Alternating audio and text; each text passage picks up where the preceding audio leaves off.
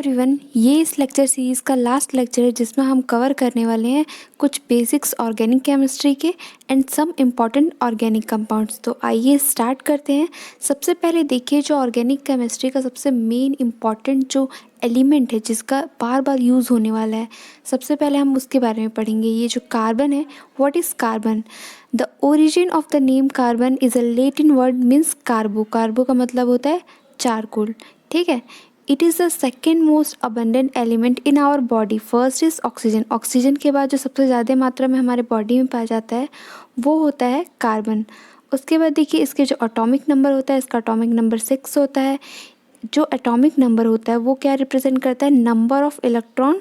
और जितने number of electron होते हैं उतने नंबर ऑफ़ प्रोटॉन्स भी होते हैं, क्योंकि ये जो इलेक्ट्रॉन्स होते हैं वो नेगेटिवली चार्ज होते हैं और जो प्रोटॉन होते हैं वो पॉजिटिवली चार्ज होते हैं। तो एटम जो क्या होता है वो इलेक्ट्रिकली न्यूट्रल होता है। तो इस वजह से क्या होता है, दोनों के जो नंबर्स है वो बराबर होते हैं।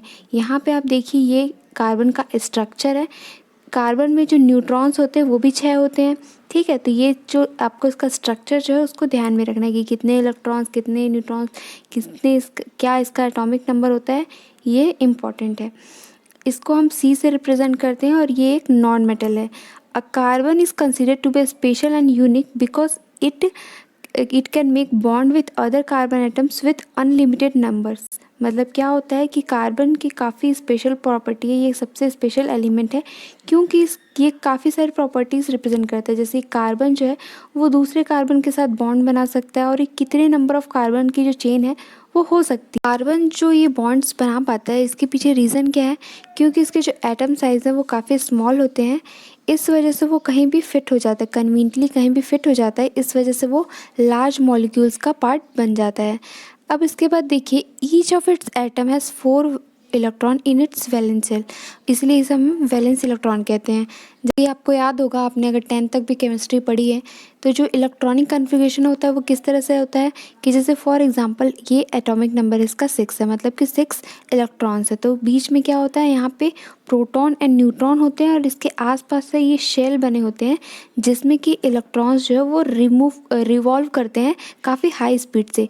तो जैसे फॉर एग्जांपल ये बीच में न्यूक्लियस है, ये जो है ये बीच में न्यूक्लियस है, इसके आसपास इस तरह से शेल बने होते हैं, ठीक है। ये जो शेल है तो उसमें क्या होता है, फर्स्ट सेल में 2 इलेक्ट्रॉन होते हैं, उसके बाद सेकंड सेल में कितने होते हैं, 8 इलेक्ट्रॉन होते हैं। इस तरह से सीक्वेंस जो है वो चला आता है। तो सबसे पहले आप ये देखिए, इसके जैसे 6 हैं तो फर्स्ट में जैसे आपने 2 फिल कर दिया, उसके बाद जो नेक्स्ट शेल आएगा उसमें कितने होंगे, 4 इलेक्ट्रॉन बचेंगे। तो ये जो 4 इलेक्ट्रॉन होते हैं इन्हें क्या होता है कि 8 इलेक्ट्रॉन चाहिए अपना ऑक्टेट कंप्लीट करने के लिए। तो इस वजह से जैसे इसके पास 4 है वैलेंस इलेक्ट्रॉन, तो उसे ही हम वैलेंस इलेक्ट्रॉन कहते हैं और यही जो है वो बॉन्डिंग करते हैं अदर एलिमेंट्स के साथ मिलके। तो अब इसका भी ये स्ट्रक्चर देखिए, यहाँ पे क्या है, यहाँ पे प्रोटॉन एंड न्यूट्रॉन है और इसके पास जो आउटर शेल है वहाँ पे इलेक्ट्रॉन इस तरह से रिवॉल्व करते हैं, ठीक है। ये इलेक्ट्रॉन जो होते हैं वो नेगेटिवली चार्ज होते हैं, प्रोटॉन जो होते हैं वो पॉजिटिवली चार्ज होते हैं और ये जो होता है ये चार्जलेस होता है, न्यूट्रॉन, ठीक है। अब इसके बाद देखिए, वर्सेटाइल नेचर ऑफ कार्बन। मतलब अब हम इसमें कार्बन की स्पेशल प्रॉपर्टी पढ़ेंगे कि कार्बन को क्यों स्पेशल एलिमेंट माना जाता है। फर्स्ट जो इसकी प्रॉपर्टी है वो है tetra valency of carbon. Tetra का मतलब होता है 4। कार्बन के आउटर शेल में 4 इलेक्ट्रॉन्स होते हैं, इस वजह से इसकी जो वैलेंसी है वो 4 है, इस वजह से इसे टेट्रा वैलेंसी कहा गया है। और ये जो कार्बन होता है वो टेट्रा वैलेंट होता है, ठीक है। उसके बाद ये कैटिनेशन। कैटिनेशन प्रॉपर्टी क्या होती है, the linkage of atom of the same element to form longer chain is called catenation. जैसे आपने सुना होगा, अभी हमने पॉलीमर भी पढ़ा तो वहाँ पे भी आपने देखा होगा कार्बन कार्बन काफ़ी लॉन्गर चेन होती थी। तो अगर सेम एलिमेंट मतलब कि ये भी कार्बन है, ये भी कार्बन है और वो इस तरह से लिंक होकर एक लॉन्ग चेन फॉर्म कर रहे हैं, तो इस प्रॉपर्टी को ही कैटिनेशन कहा जाता है। Carbon due to its tetravalent nature has unique property to form with other atoms of carbon forming a long chain. तो इस प्रॉपर्टी को हम कैटिनेशन कहा जाता है। तो इसलिए अगर आपको पूछा जाता है explain the versatile nature of carbon, तो आप क्या लिखेंगे, आप ये सारी प्रॉपर्टीज़ जो है वो लिखेंगे। अब उसके बाद देखिए, मल्टीपल बॉन्ड। मल्टीपल बॉन्ड मतलब कि जो कार्बन है वो आपस में, इनके पास क्या है, 4 इलेक्ट्रॉन है, जैसे ये 1 2 3 4। तो इस तरह से क्या होता है कि कार्बन कार्बन के बीच में सिंगल बॉन्ड भी हो सकता है, कार्बन कार्बन के बीच में डबल बॉन्ड भी हो सकता है, कार्बन कार्बन के बीच में ट्रिपल बॉन्ड भी हो सकता है। तो इस तरह से ये क्या करता है, मल्टीपल बॉन्ड्स फॉर्म कर सकता है। तो ये भी इसकी एक स्पेशल प्रॉपर्टी है, ठीक है। अब उसके बाद देखिए हाइड्रोकार्बन। हाइड्रोकार्बन वर्ड का मीनिंग क्या होता है, इसके नाम से ही क्लियर है कि जिसमें कि कार्बन और हाइड्रोजन दोनों हो। जैसे कि आपने इथेन, इथीन ये सारी चीज़ें देखी होगी कि जैसे कार्बन कार्बन सिंगल बॉन्ड और यहाँ पे क्या है, ये इस तरह से। तो ये क्या कहलाएगा कि ये हाइड्रोकार्बन, जिसमें कि सिर्फ और सिर्फ कार्बन और हाइड्रोजन प्रेजेंट हो, तो उसे हम हाइड्रोकार्बन कहते हैं। अब उसके बाद देखिए फंक्शनल ग्रुप। फंक्शनल ग्रुप क्या होता है, द एटम और group of atom which determines the property of a compound. मतलब कि एक उसमें ऐसा ग्रुप अटैच होता है जो कि उस कंपाउंड की प्रॉपर्टी डिसाइड करता है, उसे क्या कहते हैं, फंक्शनल ग्रुप कहते हैं। जैसे फॉर एग्जांपल किसी भी कंपाउंड में OH हमने लगा दिया तो मतलब कि वो अल्कोहल है, और जैसे CHO लगा है तो वो क्या है, एल्डिहाइड है। तो ये सारे जो फंक्शनल ग्रुप है उसके बारे में हम अभी आगे भी पढ़ने वाले हैं। अब उसके बाद देखिए जो हम ये बोल रहे हैं सिंगल बॉन्ड डबल बॉन्ड, ये क्या होता है। अगर कार्बन कार्बन के बीच सिंगल बॉन्ड है तो उन्हें हम एल्केन कहते हैं। अगर उनके बीच डबल बॉन्ड है तो उसे हम एल्कीन कहते हैं। और अगर कार्बन कार्बन के बीच 3 बॉन्ड्स हैं तो उसे हम क्या कहते हैं, एल्काइन कहते हैं। तो यहाँ पे आप स्ट्रक्चर देखेंगे तो समझ आ जाएगा आपको कि क्या होता है कि अगर कार्बन कार्बन के बीच सिंगल बॉन्ड है तो कार्बन को कितना चाहिए अपना ऑक्टेट कंप्लीट करने के लिए, उसे 8 इलेक्ट्रॉन चाहिए। तो जैसे उसके पास ये 1 है, 2 है, 3 है, 4 है, तो इसके पास भी क्या है, 1 है, 2 है, 3 है, 4 है। तो इस तरह से क्या हुआ, कार्बन कार्बन आपस में ये बॉन्ड जो है वो क्या हो गया, शेयर हो गया। तो इस वजह से कार्बन के पास क्या आ गया कि एक और इलेक्ट्रॉन आ गया, यहाँ पे ये लोग आपस में शेयरिंग कर रहे हैं। अब उसके बाद जैसे बाकी जो वैलेंसी है वो कैसे सेटिस्फाई होगी, हाइड्रोजन को भी एक चाहिए और कार्बन को भी एक चाहिए। तो इस तरह से यहाँ पे सारे हाइड्रोजन होते हैं। तो इस वजह से क्या हो गया कि इसका ऑक्टेट कंप्लीट हो गया, कि मतलब 1 और हाइड्रोजन का 1, 2, 2 4, 6, इधर से 8। तो इस तरह से इसका जो ऑक्टेट है जो इसे स्टेबल होने के लिए कंप्लीट करना होता है, तो इस तरह से कंप्लीट हो जाता है। अब उसके बाद नेक्स्ट देखते हैं, ये सारे फंक्शनल ग्रुप है जो कि जिसका कि आपको सिंबल याद होना चाहिए कि इसका सिंबल क्या होता है। जैसे अल्कोहल होता है, अल्कोहल क्या होता है, OH, इसका सिंबल है OH। तो अगर कोई भी मान लीजिए R का मतलब क्या है, ये एक एल्किल ग्रुप है। जैसे हम सबसे सिंपलेस्ट लेते हैं मीथेन, मीथेन मतलब कि एक कार्बन, तो CH3, ये क्या हो, CH4 क्या होता है, मीथेन होता है। तो यहाँ पे हमने एक हाइड्रोजन को रिप्लेस करके वहाँ पे OH लगा दिया, मतलब कि हमने क्या किया, CH3OH, ठीक है। तो ये होता है मिथेनॉल। तो इस तरह से आप समझ सकते हैं कि अल्कोहल का फॉर्मूला क्या होता है, OH होता है। हम किसी भी एल्किल ग्रुप में OH लगा देते हैं तो वो अल्कोहल बन जाता है। अब उसके इथर्स का मतलब क्या होता है कि ROR, मतलब कि यहाँ पे दोनों साइड रहेंगे एल्किल ग्रुप और बीच में ये ऑक्सीजन से कनेक्टेड होते हैं। जैसे for example ethoxy methane, ethane, ठीक है। इथॉक्सी इथेन मतलब कि C2H5 इधर बीच में रहेगा ऑक्सीजन, उसके बाद फिर रहेगा यहाँ पे C2H5, ठीक है। तो इस तरह से ये होता है इथर। एल्डिहाइड क्या होता है, एल्डिहाइड मतलब कि CHO, ये इसका सिंबल है, ठीक है।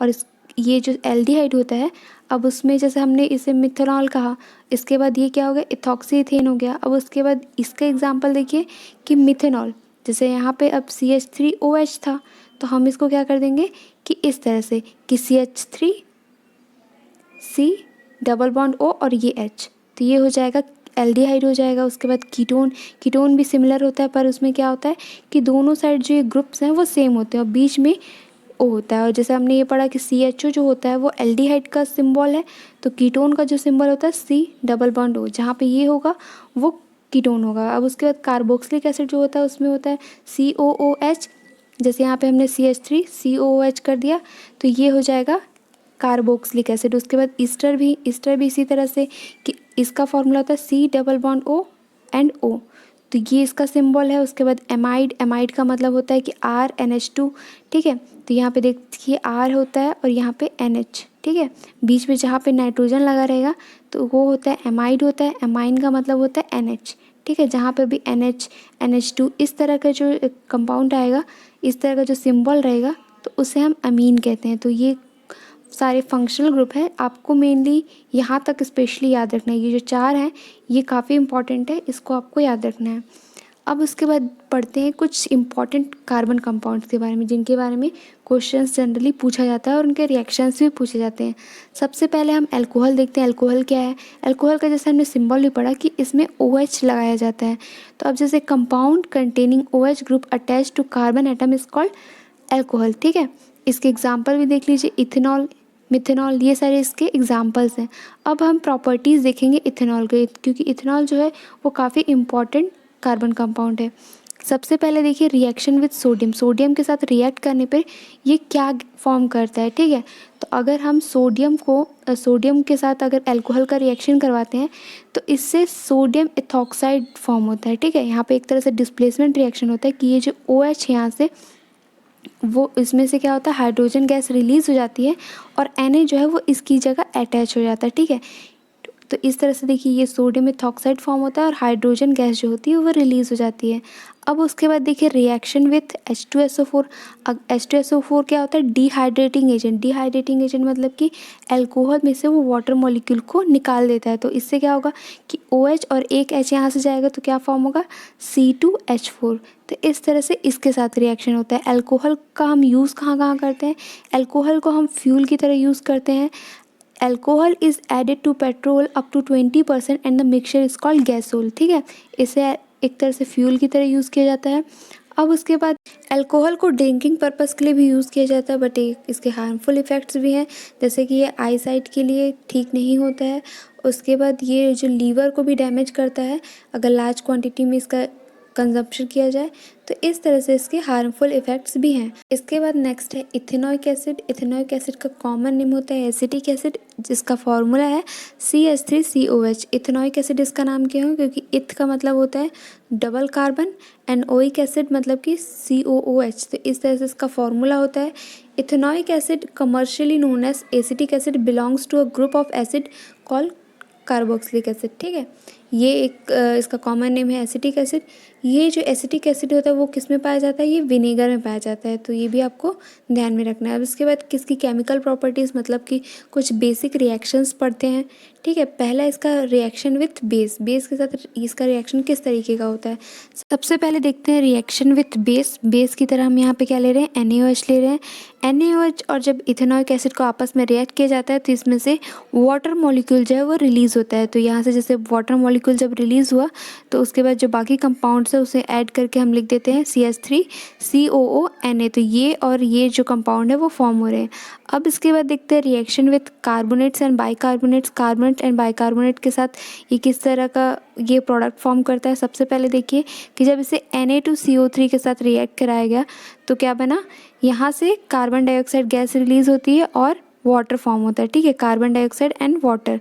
उसके बाद जो बाकी बचे हुए जो प्रोडक्ट होंगे उसे हम एक साथ लिख देंगे। तो यहाँ पे भी CH3COONA, मतलब कि तीनों रिएक्शन में सेम टाइप का प्रोडक्ट फॉर्म होता है, बस यहाँ पे कार्बन डाइऑक्साइड जो है वो एक्स्ट्रा है। अब उसके बाद जब इसे NaHCO3, जैसे कि आपको ये बेसिक चीज़ें आपको याद रखनी है कि जैसे कार्बोनेट का फॉर्मूला क्या होता है, कार्बोनेट का फॉर्मूला क्या होता है, सब भी कुछ चीज़ें हैं जो कि इम्पॉर्टेंट है। अब इसके बाद देखते हैं रिएक्शन विथ अल्कोहल। अल्कोहल के साथ रिएक्ट करने से ये जो इथेनॉइक एसिड है उससे क्या प्रोडक्ट फॉर्म होते हैं? इस रिएक्शन को एस्टरिफिकेशन भी कहा जाता है। जब इन दोनों को आपस में रिएक्ट किया जाता है तो इसमें भी वाटर मॉलिक्यूल रिलीज़ होता है और बाकी यहाँ पे क्या होता है? ईथर का फॉर्मेशन होता है कि मतलब CH3COO C2H5। ठीक है, तो इस तरह का इसमें ये प्रोडक्ट फॉर्म होता है।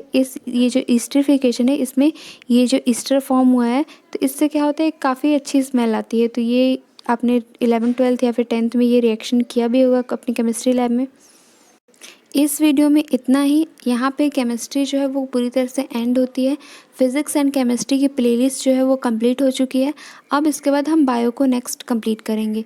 ठीक है, ये जो टॉपिक है वो बाकी टॉपिक के कंपेयर में ये थोड़ा लेस इंपॉर्टेंट है, बिकॉज़ इस ईयर भी जो 2018 वाला मेंस हुआ था तो उसमें क्या हुआ था कि इस टॉपिक से क्वेश्चंस नहीं आए थे, तो इस वजह से ये टॉपिक जो है थोड़ा लेस इंपॉर्टेंट हो जाता है। बट फिर भी आपको केमिस्ट्री की बेसिक्स पता होनी चाहिए, आपको जो भी टॉपिक्स हैं उनको क्लियर रखना है।